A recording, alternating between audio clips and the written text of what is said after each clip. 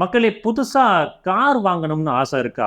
அடுத்து வரக்கூடிய 10 நிமிஷம் உங்களுக்கு ரொம்பவே முக்கியமானதா இருக்க போகுது. ஒரு தனி மனிதனோட லைஃப் டைம் எடுத்து பார்க்கிறப்போ, one of the biggest purchase அப்படின்னா, கண்டிப்பா கார் வாங்குறத குறிப்பிட்டு சொல்ல முடியும். பட் ஒரு வீடு, லேண்ட், ஜுவல் இல்ல மற்ற விலை உயர்ந்த பொருட்கள காட்டிலும், இந்த கார் அப்படின்ற ப்ராடக்ட்டோட வேல்யூ லிட்டரலா டே பை டே நீங்க டிரைவ் பண்ண குறைஞ்சிக்கிட்டே தான் போகும். மேபி நீங்க அதை ரெகுலரா சர்வீஸ் பண்ணி டென்ட் ஸ்கிராச் எதுவுமே இல்லாம இன்சைட் அண்ட் அவுட் சைட் பக்காவா நீங்க மெயின்டைன் பண்ணியிருந்தாலும் ஸ்டில் அதோட வேல்யூ குறைஞ்சிக்கிட்டே தான் வரும். எந்த வேகத்துல ஒரு பர்டிகுலர் கார் மாடலுக்கு டிப்ரிசியேஷன் நடக்குது அப்படின்றத இன்னைக்கு ஒட்டுமொத்த ஆட்டோமோட்டிவ் வேர்ல்டும் கவனிக்குது.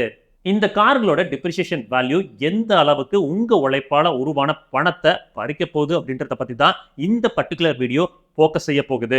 வீடியோக்குள்ள ஃபர்தர் போறதுக்கு முன்னாடி நம்ம ஜிஎஸ் ஆட்டோமோட்டிவ் சேனலை சப்ஸ்கிரைப் பண்ணாம இருந்தீங்கன்னா சப்ஸ்கிரைப் பண்ணி சப்போர்ட் பண்ணுங்க. அது எங்களுக்கு மேசிவான ஒரு மோட்டிவேஷனை கொடுக்கும். ஓவரால் ஸ்டாட்ஸ் எடுத்து பார்க்கறப்ப யூஸ்ட் கார் மார்க்கெட்டோட சேல் நம்பர்ஸ் 37 மில்லியன் கிட்ட நெருங்கி இருக்கிறத காப்ஸ் ஆட்டோமோட்டிவோட டேட்டா நமக்கு குறிப்பிட்டு சொல்லுது. 2023 Indian used car market value எடுத்து பார்க்கறப்போ $31 பில்லியன் இருந்திருக்கு.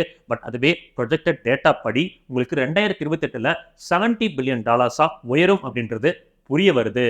அப்போ இங்க என்னதான் நடக்குது? வாங்குற எல்லாருமே காரை விற்கிறாங்களா என்ன? ஒரு விஷயத்தை கவனிச்சோம்னா இந்த போஸ்ட் பேண்டமிக் அப்புறம் பார்க்கறப்போ நியூ அண்ட் யூஸ்ட் கார்களோட ரேட் உயர்ந்து கொண்டே தான் போயிருக்கு. இதெல்லாம் கேட்கிறப்போ என்னதான் நடக்குது நம்மளை சுத்தி அப்படின்ற கேள்வி நம்ம மனசுல வரத்தான் செய்யும். கார் வாங்குறவங்களை பொறுத்த வரைக்கும் அவங்களோட காரோட வேல்யூ எப்பவுமே குறையக்கூடாதுன்னு கண்டிப்பா நினைப்பாங்க. எய்தர் நான் அதை ஃபியூச்சர்ல புது காருக்காக செஞ்சாலும் சரி இல்ல வைக்காம எங்கிட்ட இருந்தாலும் சரி அந்த காரோட வேல்யூ குறையக்கூடாது அப்படின்றது எல்லார் மனசுலயுமே இருக்கும். ஏன்னா இன்னைக்கு ஜாட்டோ டைனமிக்ஸோட ஒரு டேட்டா எடுத்து பார்க்கிறப்போ 77 to 80% மக்கள் தங்களோட கார்களை லோன் மூலமா தான் வாங்குறாங்க. அப்போ ஒரு காருக்கு டிப்ரிசியேஷன் அதிகமா இருந்தா அந்த காரோட வொர்த்தை காட்டிலும் நாம அதுல அதிகம் இன்வெஸ்ட் செஞ்ச மாதிரி ஆகிடும். ஒரு காரோட டிப்ரிசியேஷன் வேல்யூ அப்படின்றது brand, segment, fuel and transmission அப்படின்னு பல்வேறு காரணங்களால மாறுபடும். அதுல லக்ஸரி கார்களோட வேல்யூ தான் ஃபாஸ்டா டிப்ரிஷியேட் ஆகும். இன்னொன்னு எஸ்யூவிஸை காட்டிலும் செடன்ஸோட வேல்யூ சீக்கிரமே டிப்ரிஷியேட் ஆக வாய்ப்புகள் ஜாஸ்தி. பட் மக்கள் கிட்ட அதிக நம்பிக்கையை குவாலிட்டி அண்ட் ரிலையபிலிட்டி மூலமா சம்பாரிச்ச கார்களோட வேல்யூ என்னைக்குமே அவ்வளோ சீக்கிரம் குறையாதுங்க. அதுக்கு சிறந்த எக்ஸாம்பிள் டொயோட்டா பிராண்ட் தான். கார் புதுசா பர்ச்சேஸ் பண்ணி ஷோரூமை விட்டு வெளியே வந்துட்டாலே இன்னைக்கு அதுக்கு 10% டிப்ரிசியேஷன் வேல்யூ போடப்படுது. ஏன் இவ்வளோ யூஸ்ட் கார்ஸ் மார்க்கெட்டுக்குள்ள வருதுன்னு அனாலிசிஸ் செஞ்சு பார்த்தா மக்கள் பழைய கார்களை காட்டிலும் பிராண்ட் நியூ புது கார்ல இருக்கணும்னு தான் அதிகம் ஆசைப்படுறாங்க. அந்த பிராண்ட் நியூ அப்படின்ற ஃபீல் குறையிறப்போ உடனே அவங்களுக்கு வேற ஒரு கார் மாறலாம் அப்படின்ற எண்ணங்கள் தோண ஆரம்பிக்குது. இன்னொரு பக்கம் யூஸ்ட் கார்ஸ்ல கிடைக்கிற ஆஃபரை காட்டிலும் இன்னைக்கு பிராண்ட் நியூ கார்ஸ்ல தான் ஆஃபர்ஸ் அண்ட் டிஸ்கவுண்ட்ஸை அள்ளி இறக்கிறாங்க. ஃபார் எக்ஸாம்பிள் 4 லட்சம் ரூபாய்க்கு ஒரு தெளிவான யூஸ்ட் ஸ்விஃப்ட் கார் வாங்கலாம்னு நினைக்கிறப்போ இன்னும் ஒரு 2 லட்சம் சேர்த்து போட்டா புதுசா பலினோவே வாங்கிடலாம் அப்படின்ற சூழ்நிலை தான் இன்னைக்கு இருக்கு. 40,000ல இருந்து 1 லட்சம் வரைக்குமே ஃபெஸ்டிவ் அண்ட் இயர் அண்ட் ஆஃபரா இன்னைக்கு இருக்கிற பிராண்ட்ஸ் அண்ட் டீலர்ஷிப்ல கொடுத்துட்டு இருக்காங்க. அப்போ யூஸ்ட் கார் மார்க்கெட்ல ஒரு பக்கம் பழைய கார்கள் குமிஞ்சு கொண்டே இருக்க, இன்னொரு பக்கம் புது கார்கள் மட்டுமே வாங்க மக்கள் ஆர்வம் காட்டுவதால யூஸ்ட் கார் மார்க்கெட்ல இருக்கிற கார்களோட மதிப்பு ஆட்டோமேட்டிக்கா குறைய ஆரம்பிக்குது. இன்னைக்கு காரை விற்கணும்னு நினைக்கிறப்போ நம்ம டைரக்டா நமக்கு தெரிஞ்சவங்கள்ட்ட கொடுக்கறப்போ நமக்கும் நஷ்டம் இல்லாம வாங்குறவங்களுக்கும் நஷ்டம் இல்லாம பேலன்ஸ்டா அந்த டீலை நம்மளால முடிச்சுக்க முடியும். பட் அது நடக்கிறது இல்ல. ஏன்னா இன்னைக்கு இருக்கக்கூடிய used car market dealers and brokers அதுக்கான வாய்ப்புகளே இல்லாத ஒரு சூழ்நிலையை உருவாக்கி வச்சிருக்காங்க. போஸ்ட் பேண்டமிக் மக்கள் பப்ளிக் டிரான்ஸ்போர்ட்டேஷனை கொஞ்சம் கொஞ்சமா அவாய்ட் பண்ண ஆரம்பிச்சாங்க. இந்த 2021 டைம்லைன்ல தான் used car market sky rocket ஆகி 30% இம்ப்ரூவ்மெண்ட்டை பார்த்துச்சு. யூஸ்ட் கார் மார்க்கெட்டோட விரிவாக்கத்தை பார்க்க ஆரம்பிச்சாலும் அதுல இருக்கக்கூடிய காரோட மதிப்போட வேல்யூ இம்ப்ரூவ் ஆச்சான்னு கேட்டீங்கன்னா கண்டிப்பா இல்ல. ஏன்னா புரோக்கர்ஸ் அண்ட் டீலர்ஷிப் வச்ச மார்ஜின் அப்படி இருந்துச்சு. ஒரு சின்ன எக்ஸாம்பிள் 5 லட்சம் ரூபாய்க்கு போகக்கூடிய ஒரு Volkswagen Polo காரை நாம விற்க நினைக்கிறப்போ ஒரு சில used car market dealers and brokers நம்ம கிட்ட வந்து கன்வின்ஸ் பண்ணி 3 to 3.5 லட்சம் ரூபாய்க்கு தான் போகும்னு வேல்யூவை குறைச்சு வாங்கிட்டு போய் அதே காரை 50,000 to 1 லட்சம் வரைக்கும் லாபம் வச்சு அவங்க நீங்க என்ன விலைக்கு விற்க நினைச்சீங்களோ அதே விலைக்கு விற்று லாபத்தை சம்பாதிச்சுப்பாங்க.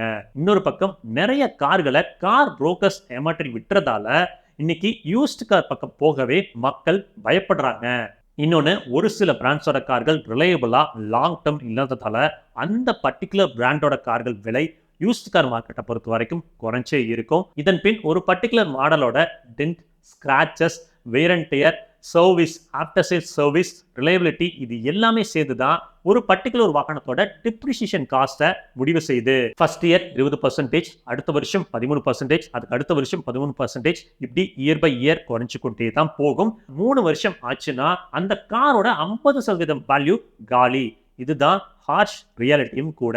எப்பவுமே காரை ஹோல்சேல் மார்க்கெட்னு சொல்லப்படுற private used car dealerships, corporate car brands கிட்ட விற்றோம்னா அதோட வேல்யூ ரொம்ப குறைஞ்சு தான் போகும். பிரைவேட் மார்க்கெட்ல தான் காரை பெட்டரான வேல்யூக்கு செல் பண்ண முடியும். ஏன்னா அங்க தான் பையர் அண்ட் செல்லர் ரெண்டு பேருமே டைரக்டா டீல் பண்ணிக்கிறாங்க. நேஷனல் ஆட்டோமோட்டிவ் டீலர்ஸ் அசோசியேஷன் கொடுத்த டேட்டா படி புது வாகனத்தோட ப்ரொடக்ஷன் 2016ல 17.6 மில்லியன் இருந்திருக்கு. பட் பேண்டமிக் முடிஞ்சு 2023 வரப்போ 15.3 மில்லியன் தான் ப்ரொடக்ஷனே ஆகிருக்கு. நான் இங்க இந்தியா ஸ்பெசிபிக்கா பேசலங்க, ஓவராலா தான் பேசுறேன். பட் ஒரு காரோட ஆவரேஜ் டிரான்சாக்ஷன் வேல்யூ அப்படின்றது $34,077 இருந்திருக்கு. பட் அதுவே 7 வருஷம் கழிச்சு அக்டோபர் 2023 டேட்டாவை எடுத்து பார்க்கறப்போ ஆவரேஜ் டிரான்சாக்ஷன் வேல்யூ $48,126 உயர்ந்திருக்கு. காரோட சேல் நம்பர் 2016ல இருந்து 2023ல குறைஞ்சிருக்கு. பட் ஆவரேஜ் டிரான்சாக்ஷனோட வேல்யூ மட்டும் இம்ப்ரூவ் ஆகிருக்கு. இது எப்படின்னு உங்களுக்கு கண்டிப்பா கேள்வி வரலாம். காரணம் என்னன்னா, இன்னைக்கு இருக்கக்கூடிய கார்களோட ஹையஸ்ட் பிரைசிங். சாதாரணமா ஒரு மிடில் கிளாஸ் ஃபேமிலியா இருந்தாலும் காஸ்ட் அதிகமா இருந்தாலும் பரவாயில்லன்னு புது காசை நோக்கி தான் ஓடுறாங்க. காரணம் யூஸ்ட் கார் மார்க்கெட்ல நடக்கிற ஏமாற்று வேலைகள் தான். இன்னொரு பக்கம் 2 to 3 வருஷம் மட்டுமே ஒரு காரை யூஸ் பண்ணிட்டு அதை யூஸ்ட் கார் மார்க்கெட்ல வித்துட்டு புது கார் வாங்க நினைக்கக்கூடிய அப்பர் மிடில் கிளாஸ் பீப்புள்ஸ் ஜாஸ்தி ஆகி கொண்டே தான் வராங்க. இப்படி சீக்கிரமே யூஸ்ட் கார் மார்க்கெட்டுக்கு புது கார்ஸ் குவிவதால அந்த ஆப்பர்ச்சுனிட்டியை used car market dealers, brokers and corporate brands பயன்படுத்திக் கொள்றாங்க. இங்க இந்த ஆட்டோமொபைல் கேம்பிளிங்ல பாதிக்கப்படுறது கார் வாங்குறதையே கனவா வச்சு ஏக்கத்துல இருக்கக்கூடிய சாமானிய மனிதன் தான். கார் வாங்கவும் முடியாம, அந்த ஆசையை விடவும் முடியாம, மனசுக்குள்ளேயே பல குமுறல்களோட வாழக்கூடிய வாழ்க்கை தான் இன்னைக்கு பலதரப்பட்ட மக்கள் கிட்ட இருக்கு. சரிங்க, கார்ஸோட டிப்ரிசியேஷன் வேல்யூ எதனால குறையுது, யூஸ்ட் கார் மார்க்கெட்ல என்னெல்லாம் விஷயங்கள் நடக்குது அப்படின்றத தெளிவா இந்த வீடியோ உங்களுக்கு புரிய வச்சிருக்கணும்னு நம்புறேன். இன்னொரு பெட்டரான வீடியோல பெட்டரான இன்ஃபர்மேஷனோட சந்திக்கலாம். எல்லாருமே சந்தோஷமா இருப்போம், சிறப்பா இருப்போம். ரோட்ல போய் வரப்ப உங்களை நம்பி எப்படி குடும்பம் இருக்கோ அதே மாதிரி ரோட்ல போய் வர சக மனிதர்களை நம்பி நேசிக்கிற ஒரு குடும்பம் இருக்கு. அதை சுதச்சிட வேணாம். பத்திரமா போய் பத்திரமா வாங்க. டடா, டேக் கேர், பை.